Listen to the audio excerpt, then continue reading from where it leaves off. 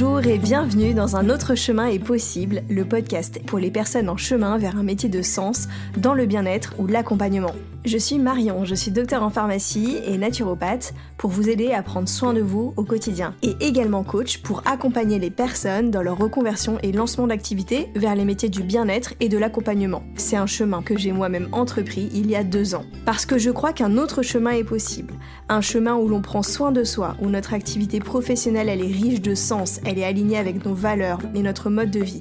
Parce que je crois qu'on peut choisir et se réinventer. Ici, pas d'utopie. Dans ce podcast, je vous partage mon parcours, mes défis, mes victoires, mes réflexions et une dose d'inspiration pour traverser le chemin passionnant de l'entrepreneuriat tout en prenant soin de vous. Mais aussi des interviews de personnes inspirantes qui ont pris un autre chemin et qui vivent aujourd'hui leur activité.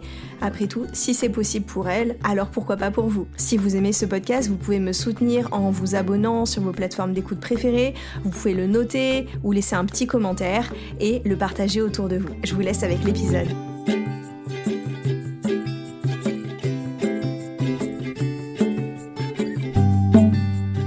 Bonjour et bienvenue dans un nouvel épisode du podcast Un autre chemin est possible. Je suis ravie de vous retrouver pour poursuivre cette série d'épisodes sur se créer un écosystème soutenant dans son activité. Alors, cet épisode fait la suite de l'épisode 35 où je vous emmenais dans les coulisses de mon groupe Mastermind et également l'épisode 36 où je vous parlais plutôt du binôme entrepreneurial ou aussi appelé Business Buddy, Business Friend. Et aujourd'hui, je voulais terminer ce 3e volet avec Elsa Couteillé. En fait, dans mon écosystème de soutien, évidemment, je me suis aussi fait accompagner. Donc dans les épisodes précédents, c'était plutôt pour vous parler de groupes ou de modes de fonctionnement avec des personnes qui étaient plutôt des amis et avec qui j'ai développé cette amitié davantage sur un axe professionnel. Mais également, je me suis beaucoup fait accompagner à la fois en individuel avec Elsa, mais également sous forme de groupes collectifs. Et pour moi, l'accompagnement rentre complètement dans son écosystème de soutien. Et j'avais envie d'inviter Elsa, que j'ai d'ailleurs déjà invitée lors de l'épisode 15, dont je vous remettrai les liens en description de l'épisode, pour plutôt nous parler de son parcours. Là, j'avais vraiment envie d'échanger avec elle sur sa vision de l'accompagnement collectif, à la fois dans ce qui l'a amené à proposer du collectif, elle en tant qu'accompagnante, et du coup à peut-être déconstruire une certaine vision de l'accompagnement qu'on peut nous transmettre en formation, puisque les formations forment avant tout à l'individuel, mais également comment elle aussi en tant que personne, elle a évolué avec ces notions-là pour expérimenter aussi des groupes d'accompagnement collectif pour elle. Je vous laisse avec l'échange avec Elsa, et je vous retrouve à la fin de l'épisode.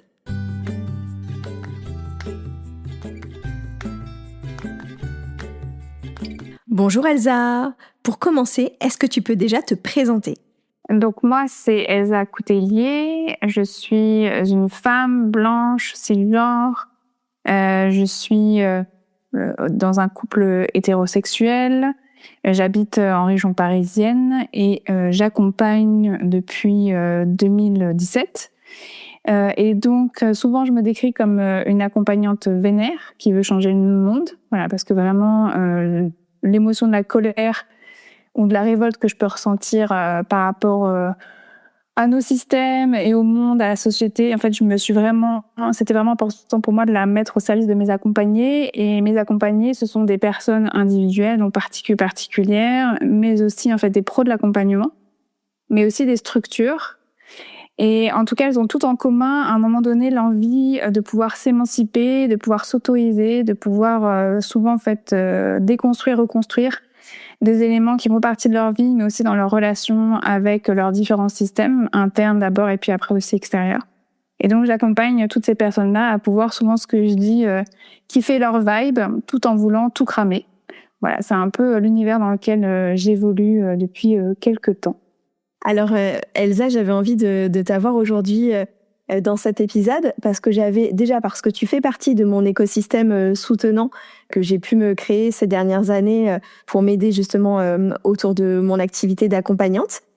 Mais aussi que justement, tu parlais de déconstruction dans ta présentation. Tu m'as beaucoup aidé à déconstruire ma pratique d'accompagnante.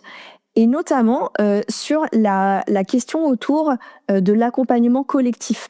Tu es la première personne à vraiment m'avoir dit que c'est vrai qu'aujourd'hui, dans la manière dont on apprend à devenir accompagnante, notamment par exemple dans les centres de formation, tout est centré autour de l'accompagnement individuel et que c'est comme s'il y avait une forme de hiérarchisation, que l'individuel, c'est toujours le premium, l'accompagnement plus, et que quelque part, le collectif, ce serait comme un accompagnement de seconde classe, tu vois, ou un accompagnement d'entrée, mais comme s'il n'avait pas la même valeur. Qu'est-ce que tu peux nous dire de tout ça ? Bah oui, ça c'est vraiment une question qui m'a beaucoup interpellée et qui me passionne même encore aujourd'hui, et dans laquelle en fait j'accompagne beaucoup finalement de pros de l'accompagnement pour des personnes qui sont justement sur un cheminement et un questionnement de quelles offres en fait j'ai vraiment envie de proposer, quelles modalités, pour qui, comment. Et c'est vrai que très rapidement, quand moi je me suis posé moi-même la question de qu'est-ce que je pense finalement du collectif, qu'est-ce que je pense de l'individuel. Déjà, en effet, comme tu l'as dit, c'est clair que moi, je me suis posé ces questions un peu toute seule, parce que, en effet, il y a un peu ce côté conditionnement conscient ou inconscient dans les écoles de formation à cet accompagnement individuel. Mais j'ai même envie de dire, même nous, en tant qu'accompagnés, de toute manière, quand on est accompagné, quand on plaque en fait le système de soins, c'est beaucoup en fait de l'individuel. C'était énormément d'individuel, que ça soit vraiment pour le purement médical. Mais aussi pour tout ce qui est lié en fait aux émotions, ou tout ce qu'on pourrait dire en fait de thérapeutique. C'est très rare d'avoir des propositions assez disponibles, je veux dire dans les centres médicaux sociaux par exemple, de groupes de parole ou ça reste encore aujourd'hui en 2024 des initiatives assez rares qui sont quand même présentes, parce que par exemple moi je suis en région parisienne du côté de Fontenay-sous-Bois et mon centre médical et social de quartier propose justement des groupes de parole, mais c'est extrêmement récent. Donc voilà, il y a aussi en fait finalement même en tant qu'accompagné un conditionnement qui est déjà présent, et finalement quand nous-mêmes en fait on devient accompagnant ou accompagnante, on ne remet absolument pas ça en question. Donc il y a déjà ça, on a l'habitude d'être accompagné en fait en individuel. Donc il y a quelque part en fait une suite logique de quand je vais accompagner, donc bien évidemment que je vais accompagner en fait des personnes individuelles. Et puis ensuite, il y a aussi une opposition entre finalement le privé et le côté en fait finalement plus entreprise, où là en entreprise, puisqu'en fait on a un groupe, un service, il y a parfois en fait l'accompagnement professionnel où là c'est un peu plus OK d'avoir dans des standards de formation, de coaching, du coaching d'équipe, du coaching de structure, du coaching de plusieurs personnes, et parfois en fait il y a le nec plus ultra de là quand je suis une personne qui a été repérée comme potentielle pépite on va dire dans l'entreprise, j'ai le droit là à un accompagnement premium, à un accompagnement individuel. Donc en fait ça se diffuse dans plusieurs structures, et là j'en dis juste quelques-unes, mais on retrouve vraiment cette hiérarchisation, et on retrouve aussi ce conditionnement, ce formatage quelque part vraiment inconscient, automatique. Et moi, c'est vrai que de par toutes mes expériences que j'ai pu avoir là, depuis 2017, plus aussi le fait que je me suis formée à une approche en fait qu'on peut nommer décoloniale au travers de ma participation à l'espace de formation de la Pilule Rouge, qui a été créée justement par Anne Favier et Salma Sardour pour décoloniser en fait nos pratiques d'accompagnement. La question du collectif et de l'individuel en fait est au cœur de cet espace de formation. Et il y a vraiment en fait eu toute une déconstruction, reconstruction en fait de mon côté, en tout cas suite à ma participation à la Pilule Rouge, sur ces notions d'individuel, de collectif, et une remise en question aussi même de ce qu'on peut avoir entre l'individuel, le côté premium, et aussi l'individuel, le côté ultra personnalisé, où en gros souvent on défend l'individuel en disant oui mais comme ça c'est ultra personnalisé, c'est vraiment du cas par cas, et j'ai envie de dire vraiment, parfois on pourrait croire que oui. Et mine de rien, en fait, peut-être pas. Que parfois, l'individuel n'est pas, en fait, sine qua non avec quelque chose d'ultra personnalisé. On a des thérapeutes ou des accompagnants, des accompagnantes qui vont avoir un truc hyper systématisé, même, en fait, dans un cadre individuel. Donc, l'individuel n'est pas non plus synonyme forcément de qualitatif ou de ultra personnalisé non plus. Alors que souvent, il est vendu comme tel. Voilà. Donc, il y a plein d'éléments comme ça où il y a de la confluence. Et c'est problématique parce que souvent, moi, ce que je vois chez les pros de l'accompagnement, quand il y a des questions autour de je me sens que je suis attirée par le collectif, mais je sais pas comment le faire, je sais pas comment le proposer, c'est normal.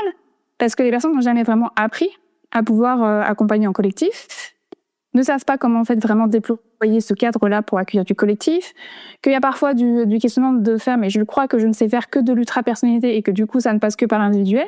Donc il y a beaucoup de choses en fait à remettre peut-être en perspective. Et souvent, en plus, malheureusement, le marketing, le capitaliste et l'entrepreneuriat aussi est passé par là et a vendu aussi ces dernières années surtout une sorte d'Eldorado du collectif, aussi pour avoir en fait un business scalable, il faut aussi en fait faire du collectif, il faut arrêter de faire l'individuel, il faut arrêter de vendre son temps pour de l'argent, et donc faut passer au collectif, c'est ça qui est beaucoup plus rentable, c'est ça qui est beaucoup plus intéressant, et donc le collectif a été parfois mis en valeur, mais pour des dimensions pécuniaires et pas forcément pour des dimensions thérapeutiques. Donc aussi on passe à côté en fait de la chose. Et donc, c'est tout ça qui est à prendre en compte pour dans toutes ces questions du collectif et de l'individuel. C'était une réponse un peu longue, mais c'était pour vraiment poser un peu tout ce qui, moi, en fait, me traverse dans cette question-là. Et toi, justement, qu'est-ce qui, dans ton écosystème actuel, comment tu as créé ça autour peut-être de l'individuel et du collectif? Comment tu as organisé tout ça? Moi, la question que je me suis vraiment posée, c'est quand je m'écoute vraiment et profondément, qu'est-ce que permet le collectif, qu'est-ce qu'il ne permet pas, qu'est-ce que l'individuel permet, qu'est-ce que l'individuel ne permet pas. Voilà, moi, c'est vraiment comme ça que j'ai pu aussi démarrer sur la création de mes espaces à moi, que ce soit les espaces individuels et collectifs. Et par conséquent aussi, qu'est-ce que j'avais envie de retrouver dans l'individuel, qu'est-ce que j'avais envie de proposer en fait dans le collectif, comment les deux pouvaient se compléter aussi, parce que qu'on sorte en fait d'une forme de binarité et qu'on aille vraiment peut-être chercher des formats plus hybrides. Mais vraiment, moi, je crois que la question, ça a été qu'est-ce qu'on peut trouver dans l'un et l'autre de ces formats-là. Et c'est peut-être aussi de prendre le temps de faire le deuil de l'individuel, dans le sens où sur certaines thématiques, voire quasiment toutes les thématiques, à un moment donné, moi, je me suis rendu compte justement, peut-être avec toute cette expérience que j'avais pu accumuler avec le temps, que parfois l'individuel ne suffisait pas ou ne suffisait plus.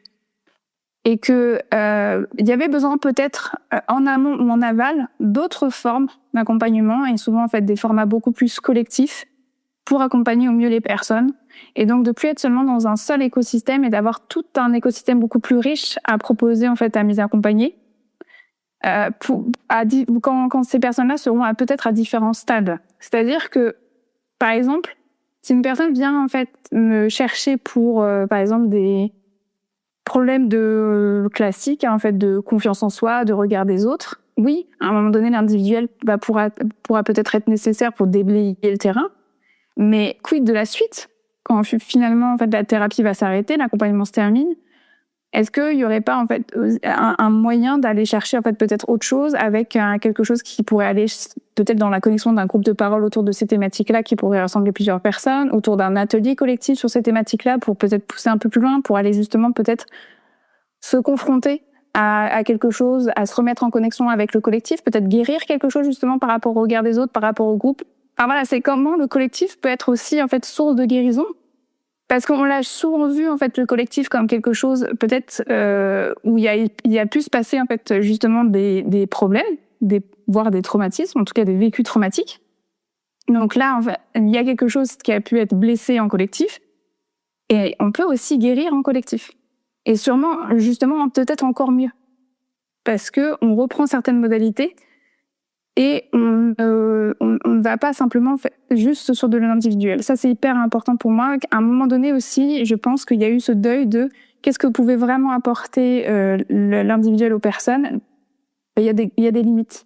Là, j'ai pris cette thématique-là, donc ça paraît évident, mais sur plein d'autres trucs, il peut y avoir aussi dans le collectif de la résonance, de pouvoir parler avec des personnes qui vivent exactement la même chose que nous, qui peuvent mettre des mots sur des choses on n'a pas encore à appréhender, et qu'il y a quelqu'un qui est peut-être un peu plus avancé et qui nous aide.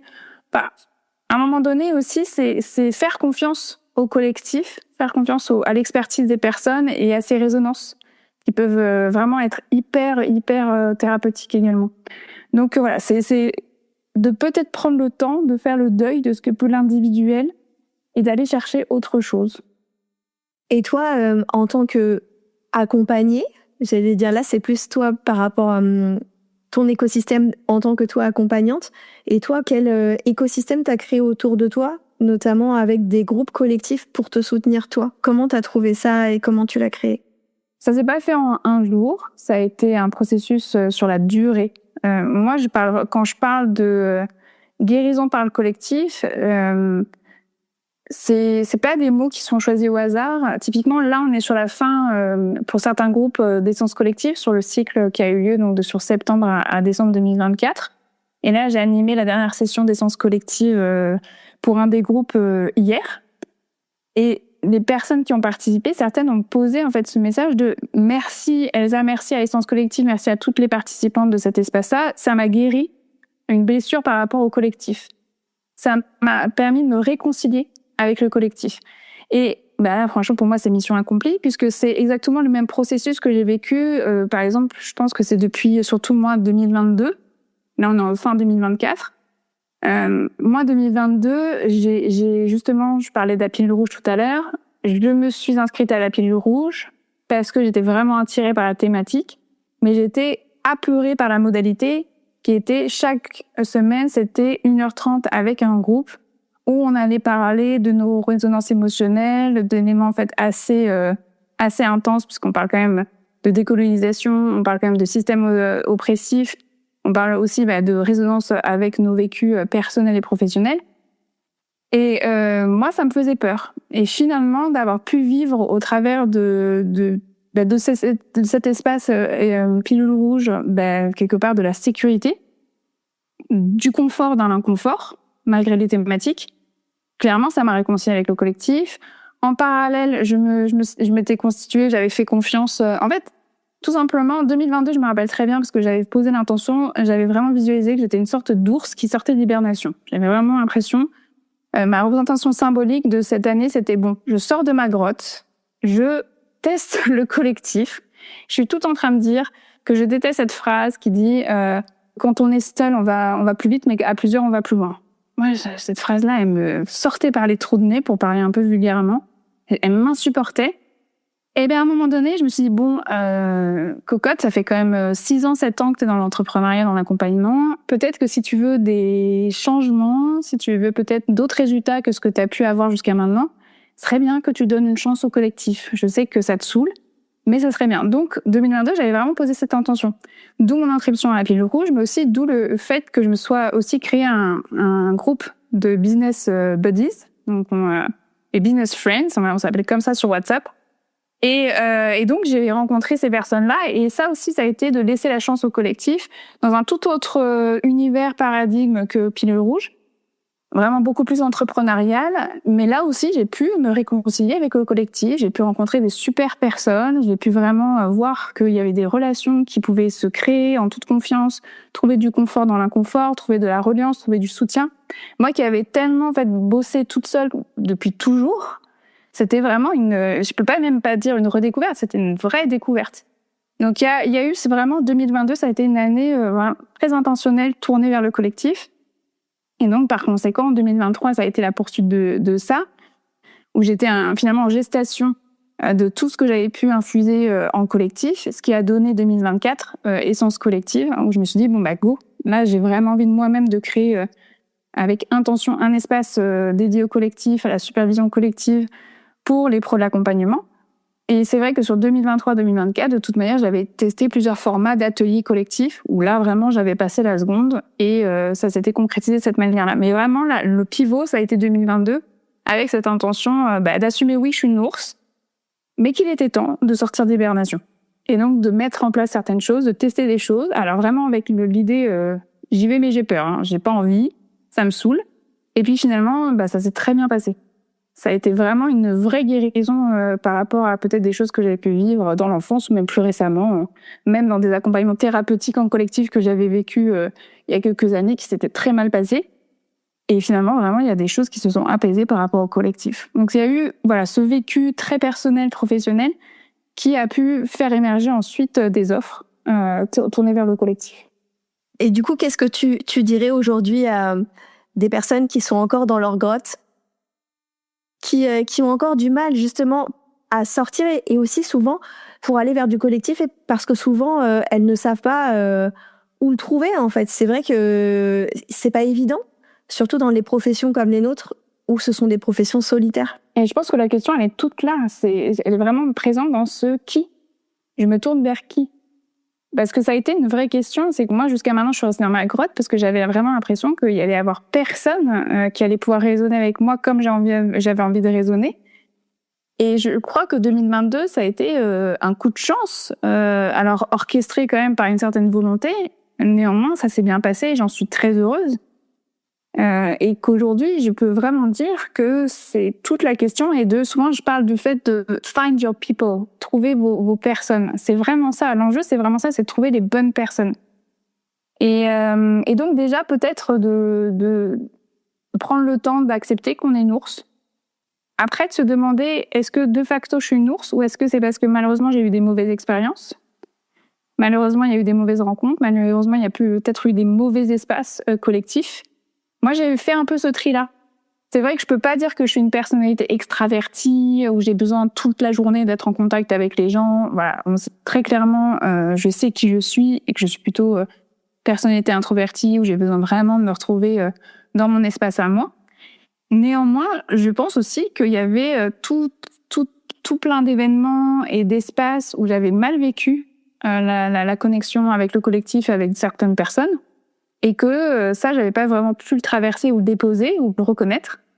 Et que finalement, de m'être relancée dans cette idée, bon, allez, je vais y aller, je vais retourner vers le collectif, ça m'a fait prendre conscience que, oui, mine de rien, peut-être oui, je suis une ours, mais peut-être une ours blessée aussi qui a besoin d'un peu de pensée de blessure. Donc, je pense, c'est un peu ce tri-là à faire, déjà. Et puis ensuite, ouais, d'être dans cette intention de trouver les bonnes personnes. Et ça, c'est d'être au clair aussi avec peut-être de définir, en fait, ça serait qui? Dans l'idéal, ça serait qui? Ça serait dans quelle structure? Moi, je sais que ce tournant avec Pilule Rouge, c'était vraiment de trouver des personnes qui étaient engagées, qui étaient ouvertes à des questions très profondes. Et ça m'a vraiment soulagée d'avoir enfin un endroit où je pouvais avoir des discussions que je rêvais d'avoir, en fait, depuis des années.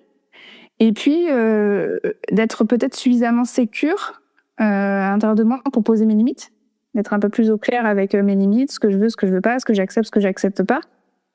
Je pense que ça permet aussi d'aller un peu plus vers l'extérieur. Et c'était ça, finalement, ce que j'avais aussi, moi, envie de proposer après avec Essence Collective.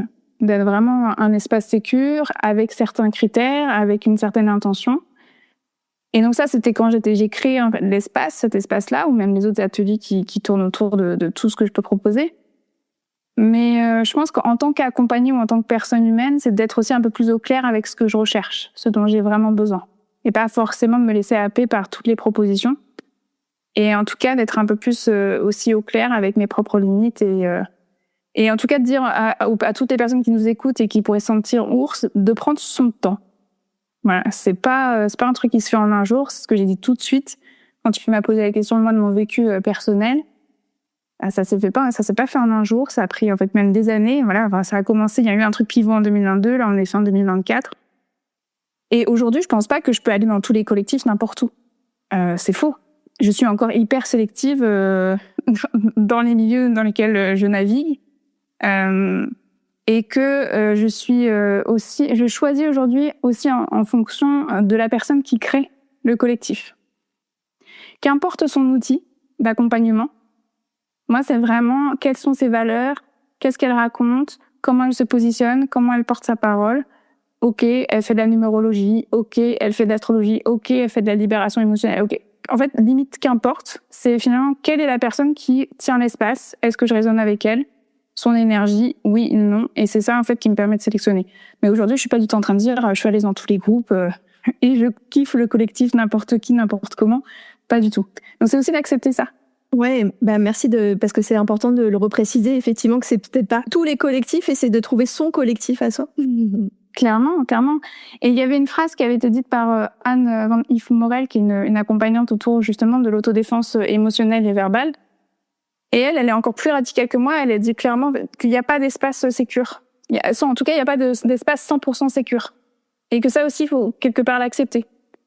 que qu'importe même un espace qui pourrait se dire positionné, engagé et sécure, il n'est pas non plus forcément à 100% et 100% du temps. Par contre, peut-être que cet espace-là aura peut-être mis en place certaines choses pour que si à un moment donné il soit insécure ou inconfortable, il puisse revenir en fait sécure et confortable le plus rapidement possible, parce qu'il y aura du dialogue, parce qu'il y aura un cadre particulier, et que c'est aussi en fait ça de vérifier, et donc peut-être de challenger un peu plus les espaces collectifs dans lesquels nous naviguons, mais aussi peut-être de challenger un peu plus les espaces individuels dans lesquels nous naviguons. C'est d'avoir finalement toujours peut-être notre cadre de référence, de nos besoins, pour qu'on puisse se sentir bien, que ça soit dans l'individuel ou dans le collectif. D'ailleurs, en fait, on n'en a pas du tout parlé, mais les formations, même les formations en fait au bien-être, sur des modalités en fait autour d'outils du bien-être, sont parfois extrêmement violentes. Parce qu'on reste dans des modalités qui sont pas du tout déconstruites au niveau du collectif et de qui fait quoi en fait en collectif, qui organise, qui tient l'espace, comment cette personne a le droit de tenir l'espace ou pas, à quoi on consent. Enfin, tu vois, il y a plein d'espaces collectifs hyper officiels qui n'ont aucun cadre et qui sont extrêmement violents et oppressifs, sous une image de bien-être et de développement personnel. Oui. Avec la caution d'organismes de formation, quoi. Exactement. Donc, clairement, il y a... En fait, c'est toujours un appel, en fait, à l'esprit critique, que ça soit dans tous les espaces dans lesquels on navigue, de soi à soi, de l'individuel et du collectif. Qu'importe. Toujours gardons cette part d'esprit critique et de protection. Parce que c'est totalement normal et totalement nécessaire. Merci Elsa. Avec grand plaisir. J'espère que cet épisode vous a plu. Je trouve que Elsa est toujours très éclairante. Et ce que j'ai aimé dans cet échange, c'est qu'à la fois, on vient redorer quelque part le blason du collectif, qui est un peu le parent pauvre de l'accompagnement, comme Elsa l'a rappelé, tout en apportant beaucoup de vigilance et de nuances, tout simplement vis-à-vis du collectif, parce que justement c'est pas pour rien qu'il y a de la méfiance, parce que tout n'est pas clean dans les espaces collectifs non plus. Donc je trouve ça toujours intéressant, et peut-être que certains d'entre vous seront perdus aussi d'avoir entendu à la fois ces deux sons de cloche, mais je pense que la réalité est justement entre les deux. C'est que le collectif peut être un espace hyper inspirant, un espace de résonance et un espace de guérison ensemble très puissant, mais on peut trouver aussi des espaces collectifs qui sont pas du tout à la hauteur. Donc voilà, j'espère que vous allez pouvoir un petit peu cheminer avec tout ça, que vous soyez vous-même accompagnante et peut-être amenée à vous questionner sur est-ce que j'ai raison finalement de proposer que des séances en individuel et de m'adresser uniquement de cette manière-là aux personnes que j'accompagne. Et moi, c'est vraiment aussi un questionnement que j'ai, et c'est pour ça que j'ai envie d'ouvrir davantage des espaces collectifs, mais aussi vous dans vos recherches pour vous créer des écosystèmes de soutien, de vous questionner justement sur cette dimension du collectif, de pourquoi elle vous appelle, qu'est-ce qu'elle peut vous apporter et qu'est-ce que vous pouvez y trouver. Voilà, j'espère que tout ça vous aura aidé. En tout cas, si vous avez aimé l'épisode, n'hésitez pas à le partager sur les réseaux sociaux en me taguant @marion.alvesdeoliveira sur Instagram et Elsa Couteillé. N'hésitez pas à me dire ce que vous en avez pensé et quelles sont vos expériences de l'accompagnement collectif, bonnes ou mauvaises, justement, à la lumière de cet épisode.